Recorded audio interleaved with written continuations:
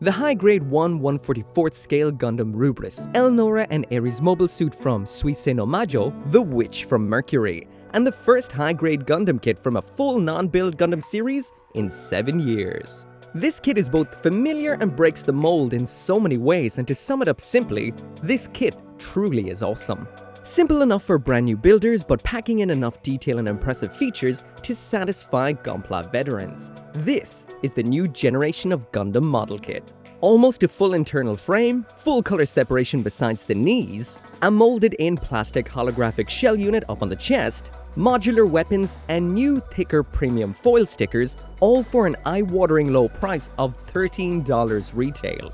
Did I mention it's pink and has bunny ears? For me, this kit is a solid 5 out of 5 and Gundarium tier. And as usual, this video right here was sponsored by HobbyLink Japan, so if you are in need of some Gunpla all of your own, the link is down there in the description. So before I go any further with this review, I will mention 2 things. First off, I am giving one of these away because I saw a lot of you guys are having trouble grabbing one. So if you do want to win one of your own, just drop a comment down there in the comments saying that you want this kit. The second one is most definitely the elephant in the room, and that is the name of this mobile suit. So I'm going with the pronunciation from the anime, which is Gundam Rubris, which doesn't really reflect what's on the box. This is a whole Banner, Banaji Links, Bayarant kind of mix-up right here. So on the box it looks like it says Lfrith, but in the Japanese it says Rubris, which is nothing like Lfrith. So I'm just gonna go with the Japanese. Anyway, here we go.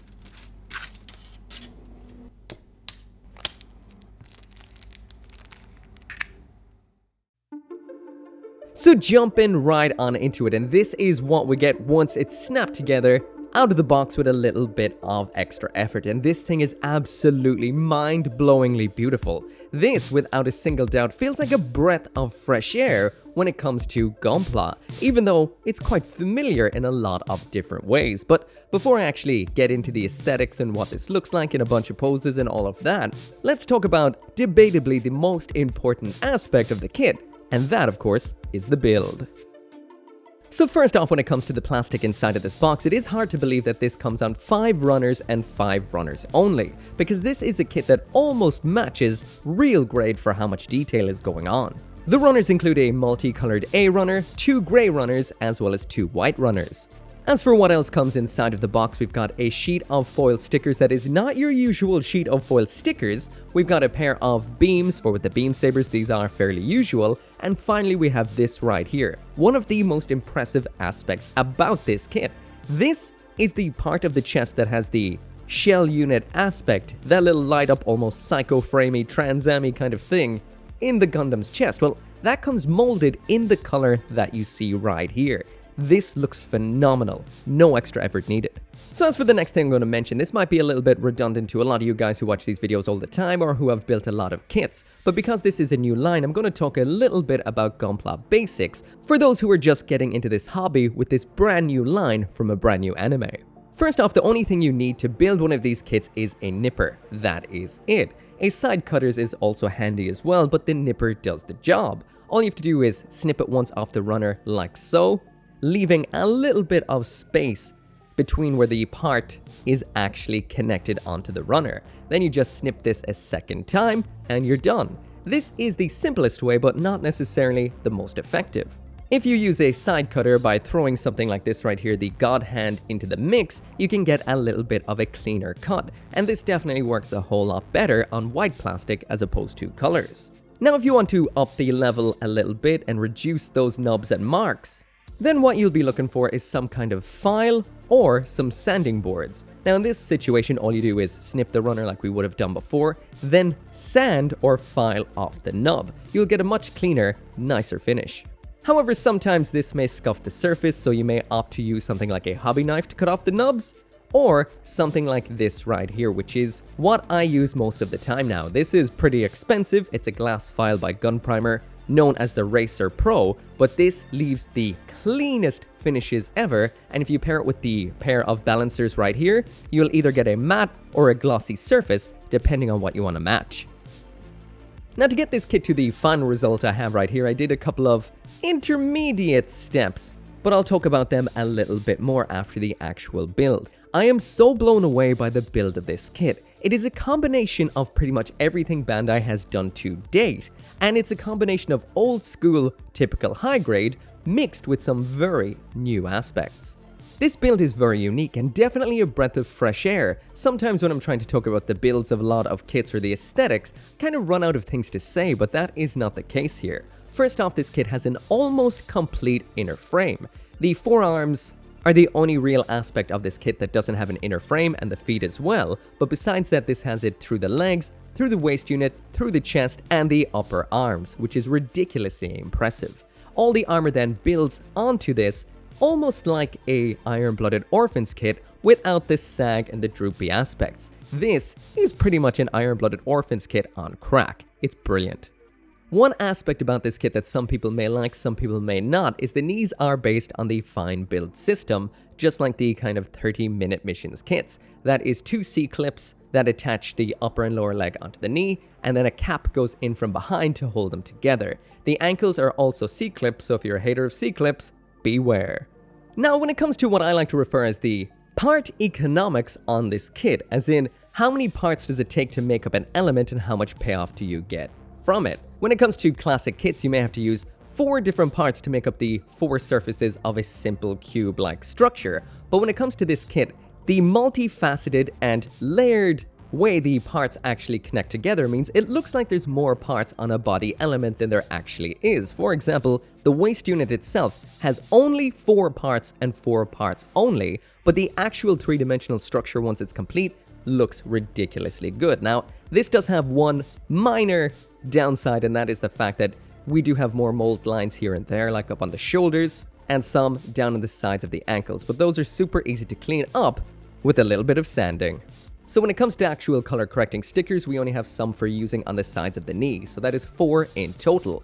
The rest are the usual ones for the eyes and the head cameras, but I will mention you do have simple green color separated eyes underneath the foil stickers, so it is green underneath them. So these are only to add the reflective nature. If you want to actually keep the bare plastic, you can do that. Also, these are very easy to fit because they fit to an exact surface, so none of that, well, you know, that sort of stuff with the eye sticker.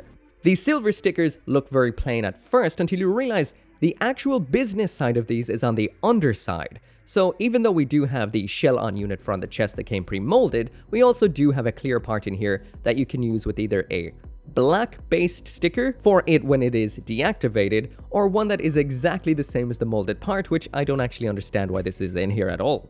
The pre-molded part looks 10 times better. So if you did just grab yourself a nipper and build this kit using what is inside the box, straight building it with no extra effort, this right here is what you get, and this is so damn beautiful. The part separation, the different layering of parts, the overall silhouette, the colors, just gel together so well. This thing is absolutely mesmerizingly beautiful, and I will stress once again, nothing additionally was done to this kit. Right out of box, straight built right here. Now, if you do want to actually bring this kit to the next level, there's a couple of simple steps that I use to get it from this all the way to this, and that is simply, I did panel line this, that is by using Bandai's Pour style panel lining pens, as well as the standard felt tip ones. I used grey on the whites and the greys, and I used brown on the pink. After that, I got a little bit carried away and grabbed some decals. Now, the decals that I used on this kit were just from some I had lying around. So I used some from the Real Grade Force Impulse for the vast majority of them, and some for the Real Grade High New Gundam for those ones that fit very, very well up on the shoulders. Now, all of these I did get from Hobby Link Japan, so if you're looking for decals, you can grab them there. And the only other ones I used then were these triangular ones up on the shoulders, which are from High Q Parts. Now, I've never tried these before. They're not quite as good as Bandai's decals, but they are still really nice. There's some great colors out there. The ones I use are in gray on white, or white on gray, I should say. And there's other cool color combinations out there, like orange and gray. These are some cool decals. But anyway, after that then I just hit this with some Mr. Hobby flat matte top coat, and in the end, this is what I got. Now let's jump into those aesthetics. So now jumping into the aesthetics, and honestly sometimes when it comes to this part of the review I'm kind of straining to find things to say because a lot of high grades are the same. This is not the case. There's a lot to say right here, so let's get right into it. So I'm going to start right off what I feel is the only negative point about this kit, and it's a tiny one. That is, there are quite a few mold lines on this particular kit. This is a direct knock-on effect of how detailed and how multifaceted each of the parts that make up this Gundam are. So mold lines run through one axis of every single part on a runner, so the more parts and details cross that line, the more mold lines you get. So that's what's happened here. So we've got some on the shoulders, some parts like the upper arms, and on the sides of the legs. Just sand them off, that's all it takes. There's another tiny aspect, but this will only bother some people, and that is you can actually see where the foot part is clipped on from the bottom, but that's it. Overall though, this kit absolutely nails the design of the Gundam Rubris. Or Lfrith if you prefer that, but I'm going to stick with the Rubris. The color separation on this is pretty much perfect. I would say it is 95% perfect. The only stickers that are required to make up for some color are on the knees, that is all. The proportions on this are absolutely fantastic. It's got those super wide shoulders to narrow waist, massive thighs, and tiny calf zones. This thing is just in and out all over the place. And all of the detail, this thing just looks absolutely stellar. Every single surface of this kit has so much detail that is just begging to be lined, so I highly recommend lining it to bring out all of that detail. At first I did feel that the pink was a little bit over the top. It looked like it when it was all smushed together on the runner, but it's kind of very tastefully used. It's just here and there, not all over the place, so it just blends in perfectly. If you do find it looks a little bit harsh, I say matte top coat it or buff it, that way it looks a little more diffuse. When it comes to the non-color correcting stickers, aka the metallic ones, we have these on the eyes, which are an option by the way. We also have them on the front and back head camera, and on those what I can only describe as eyes in the chest, which really do give me a Gurren Lagann Enkidu feel, and I am digging that. We have a whole bunch of very nice detail all over the place. If you like thrusters, we've got some under the knees and around the back of the legs that look like they're going to give this thing one hell of a boost. The design of the hip joints is phenomenal. These are a unit in of themselves, but they are only two pieces ignoring the armor on the side, which highlights them perfectly. Very nice looking. One of the coolest features of this design is that classic Gundam boxy torso, as in what we see on most kits. That is everything from the Oryx 78 to the Strike, even to Exia to some degree. They all have flat sides on them. Just absolutely flat sides. That is not the case here, and we have some cool joints too. Honestly, the amount of curvature and different raised and lowered parts on the surface of this would make the Barbatos cry. Finally jumping into what most of the time is what my eyes directly go to on a mobile suit, and that is the head. This is a perfect combination of cute and menacing all at the same time. The face is meticulously sculpted. We got those massive bunny ears. Like I mentioned, the eyes recessed in there behind those stickers is green parts if you prefer that. Sure, the Vulcans on the head, they should be in pink, but you could paint those yourself. And finally, that section in the front there is a nice smoky gray clear piece. Mastercrafted.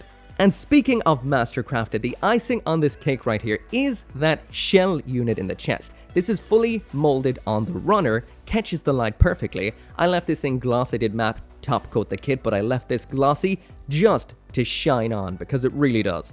This, honestly, it's one of the best kits I've seen in a long time. Size comparison time. Whoop, but before that, stepping back a little bit, I will mention, even though I did top coat this in matte, the white plastic in here is matte already. The pink is a semi-gloss, and then the chest segment and the clear parts are in a gloss, so we've got a multi-textured finish as well, right out of the box.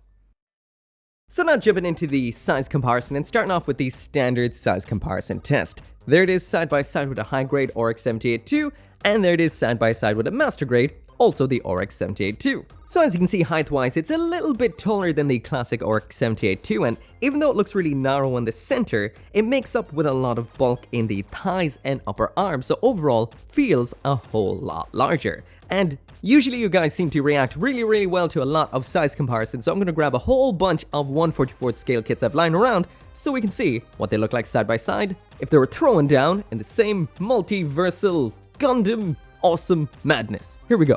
There it is side by side with the Freedom Gundam, Gundam Barbatos Lupus, the absolute Chad that is Core Gundam, Zaku, the awesome Mobile Haro, high-grade Gundam F91, high-grade Wing Zero, real-grade Unicorn Gundam in Unicorn mode, high-grade Guard Frame, high-grade Gundam Modrock, a 30-minute missions Alto, high-grade Crystal Earth-3, Build Burning Gundam, Gundam 00 Sky, I can't remember. 00 Sky, Real Grade Tallgeese, Zaku Half Cannon, Char Zaku, Origin Zaku, Zaku Hand Grenade, Another Zaku the Origin, Gundam 00 Diver, Narrative Gundam, Real Grade New Gundam, Real Grade Sazabi, High Grade Sinanju Stein, Gundam Hijiroboshi, a different core Gundam, Penelope, Beyond Global, G40, G04, Japan Walking Gundam, Nightingale, a Walnut, Moon Gundam, Real Grade Crossbone, Real Grade Mark II, Dodai Kai, Rick Diaz, a Funko Pop, GN Arms, Lord Astray, and finally the biggest high grade of them all, the Neo Zeong narrative version.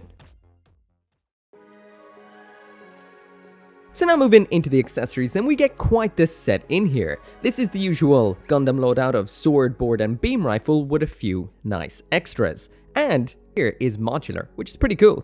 First off, once again, onto the negative aspect of this kit. We have no alternate expressive hands in here, just the blocky holding hands only. These do look fine, they look the usual kind of holding hands we get. You can't really complain too much considering the low price of this kit, and more than likely we will be seeing some option kits in future for the G-Witch kits that include some optional expressive hands. Next up in here we've got a very cool backpack. First off, this looks absolutely fantastic, and we do have a lot of articulation. We've got rotation and ball joints at the upper segments, and we've got 2 pegs for rotation at 2 points on the lower segments. And the best aspect about this is if you flip it around to the other side, it looks like a terrified robot face. But that's not the good point. The good point is those 2 pegs sticking out means these 2 holes going in, which means this has the normal backpack, which means it's time for a backpack fashion show!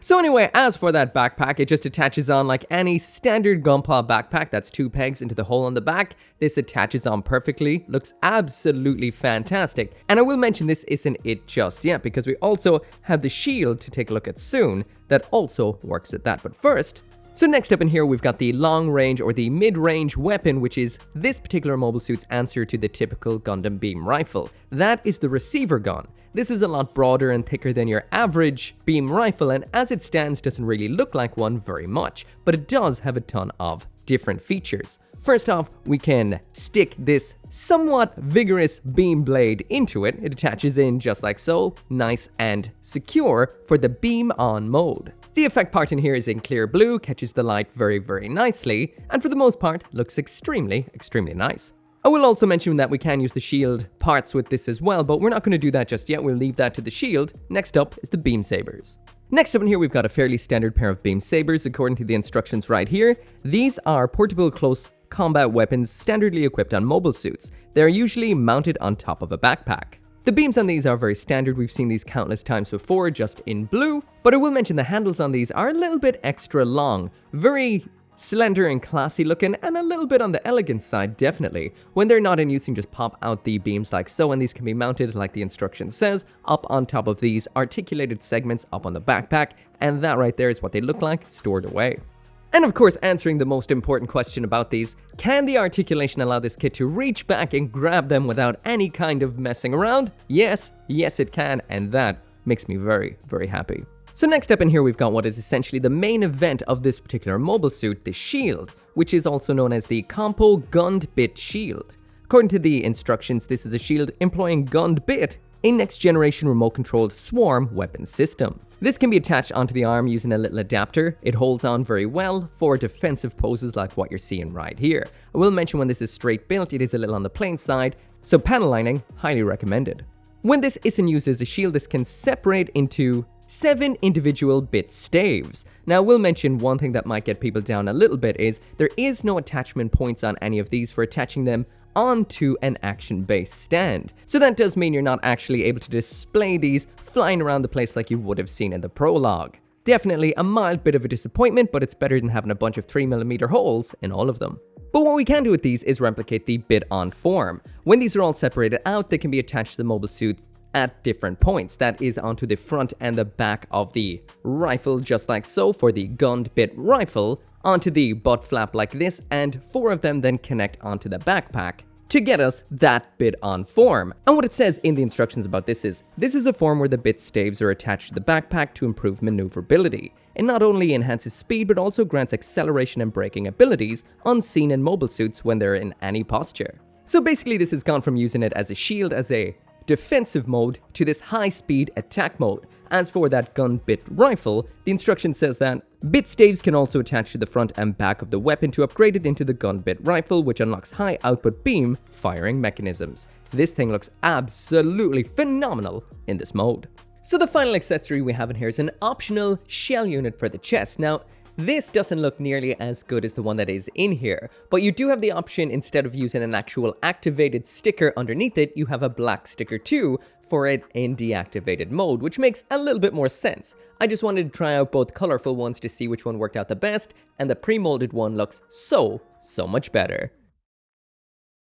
So finally moving into the last part of the review, which is the articulation, and first off I will mention this is impressively rough and tough. Now, I top coated this when it was all assembled, so not when it was disassembled, so everything in regard to the joint strength here is as it would be out of box, and it's rock solid. Full giggity goo right here, but it's a little different. Standard ball joint up top, giving you what a ball joint does, but the ball joint down below is actually arranged to point into the back right here, not straight down, giving you an unprecedented level of head tilt. Very nice. The shoulder joints also have ball joints pointing into the front, as you can see right there, meaning these little segments can move on their own.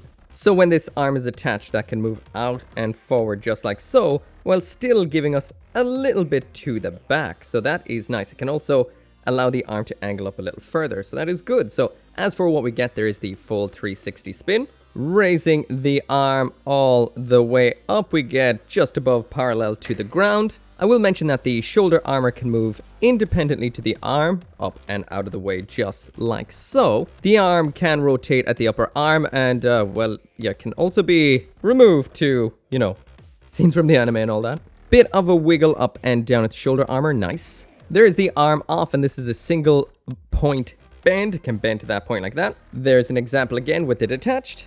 There we go. The wrist is your standard ball joint, so it does what a ball joint does, mainly rotation and a little bit of wiggle. As I've mentioned before, this is a completely polycapless build. Next up is probably the weakest joint on here, and that is the ab crunch. So we got a bit of movement to the back like so, and a little bit to the front. So that is it right there. So not a lot. Full rotation at the midpoint. That's nice. Side to side is actually incredibly good. Totally makes up for the ab crunch in my opinion. Fixed point axis for the kicks. We've got a nice skirting armorless design here. So there's the kick up to the front unimpeded. Actually, we can get it all the way up to there. As to out to the back, it goes all the way to there. Actually, honestly, that would spin all the way around. Pretty cool. When it comes to the splits, a little bit blocked by the armor right there, but not so bad. Full 360-degree spin right there. Leg off now for the knee bend, so there is that full bend, ever so nice. And this moves too to keep that little thruster covered up. So one more time, all the way to the front like that. Attached, it looks like this. The ankle here is a C-clip, good and strong, but if you hyperextend it, it can pop off like so. And it is a C-clip, so be careful, but it does feel robust. So the foot here is super impressive. At first, this might look like something out of Iron-Blooded Orphans. It's nothing like it. For example, this rotates on its own. The heel is not attached to the front of the foot, and the front of the foot is actually on a ball joint. So not only do you have the side-to-side pivot you'd usually look for, it also has a little bit of flexion here too, so you get a toe bend out of it with just a ball joint. And it points down too. That's cool. A little bit of wiggle room with a ball joint on this armor piece so it doesn't get in the way of the foot. So getting that foot on the ground for the functional movement test. There it is all the way to the front, not including that toe bend, but we do have a toe bend too. So even with the toe still on the ground, we get a lot of forward motion. Out to the back with the foot still on the ground, this right here is what we get without the C-clip detaching. As for the side to side, that is all the way over there, but it does involve the adjusting of two individual joints, but that is definitely impressive. So anyway, there's the final test pose for that articulation, and this kills it absolutely. At first I thought the waist, or should I say the ab crunch, was a little bit limited towards the front, but it kind of makes up for it with the side crunch and the rotation we've got, which really does look super dynamic. This kills it, just check that out. This can pose up an absolute storm, is solid as a rock. If you hyperextend the feet, they may be inclined to fall off if you go beyond their actual posing limit, but otherwise this thing's rock solid, poses up a storm. I love it to bits.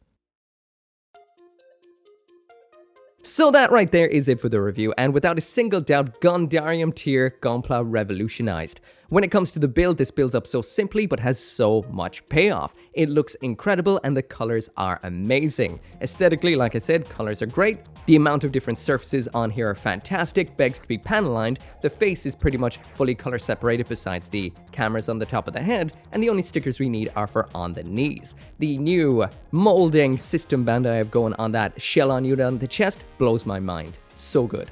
The accessories in here are a lot of fun. Sure, we are missing some posed hands, that would have been nice, but the modular aspect of the kind of gunned arm bits in here is incredible. You can pull off a whole bunch of things, and we've got the full Gundam loadout just re-envisioned. Lastly then, when it comes to the actual articulation and the strength of the final build, this blows my mind. This gets 5 out of 5 in every aspect. Sure, it would have been nice to have some extra hands in here, but we're probably going to see some down the line in future. Gundam tier, brilliant, you need one, and the link is down there in the description. Anyway, as always, thank you so much for watching. Thanks to everyone who commented on the community post about questions about this. That really did help with some stuff to talk about this kit. I hope I answered everything for you. As always, make sure to come back for more Gunpla reviews, and I'll see you next time. As always, this video and every video would not be possible without each and every one of you guys who watches my videos. And special thanks to those of you who are supporting me over on Patreon and on the channel members, including Caleb Engelhart, Global Frequency Studios, Go Little Rockstar, Gunpla UK Limited, Joe, Kill Me Inc., Lauren Seahack, RG59061, and Van Fawn.